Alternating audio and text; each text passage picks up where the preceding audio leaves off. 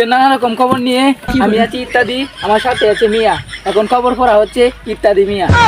এদিকে ঈদ নিয়ে আজকের তাজা খবর।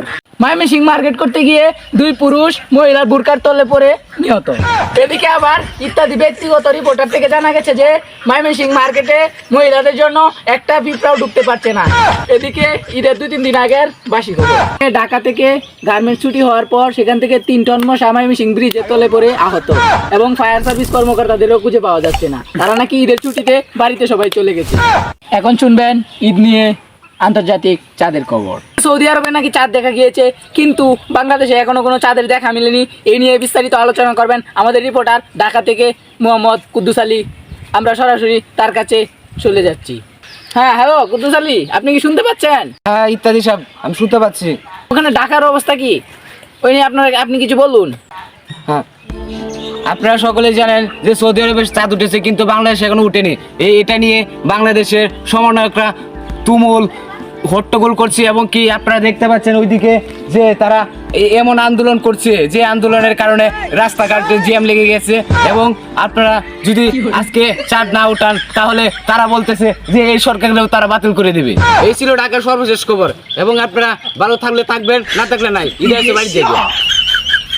হ্যাঁ, এই ছিল আমাদের ঢাকা থেকে রিপোর্টার কুদ্দুস আলী থেকে পাওয়া শেষ খবর। এখন শুনবেন বাংলাদেশের চুল কাটা নিয়ে বিস্তারিত। এই নিয়ে আলোচনা করবেন আমাদের সহধর্মিণী মোহাম্মদ আক্কাস আলী। আমরা সরাসরি তার কাছে চলে যাচ্ছি। হ্যাঁ, হ্যালো, আপনি শুনতে পাচ্ছেন আক্কাস আলী? আমি আছি ঢাকা গুলিস্তান থেকে মোহাম্মদ আক্কাস আলী। এখন শুনবেন চুল কাটা নিয়ে বিস্তারিত। এখানে দেখা যায় চুল কাটা নিয়ে হাজার হাজার মানুষ হট্টগোল করছে। এখন আমি তাদের কাছে গিয়ে জিজ্ঞাসা করবো, আপনি চুল কাটা নিয়ে কিছু বলেন।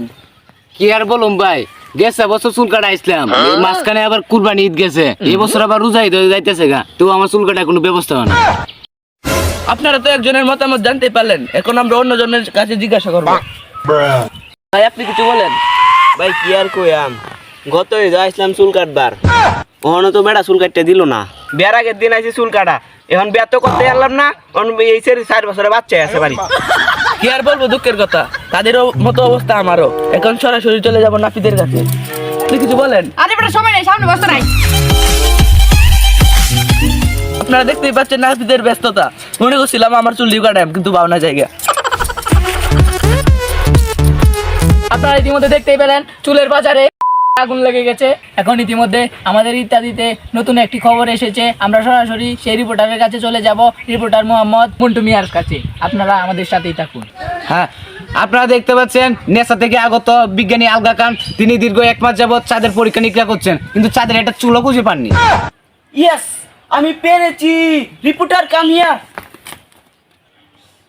আপনারা শুনতে পেয়েছেন যে নেসা থেকে আগত আলগা খান বিজ্ঞানী তিনি চাঁদকে খুঁজে পেয়েছেন। এখন আমরা কি সেটা দেখব।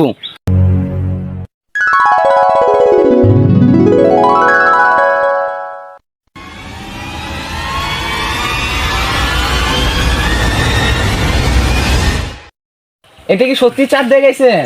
আমার তো বিশ্বাসই হচ্ছে না। হ্যাঁ এটাই তো চাঁদ, বাংলাদেশের না।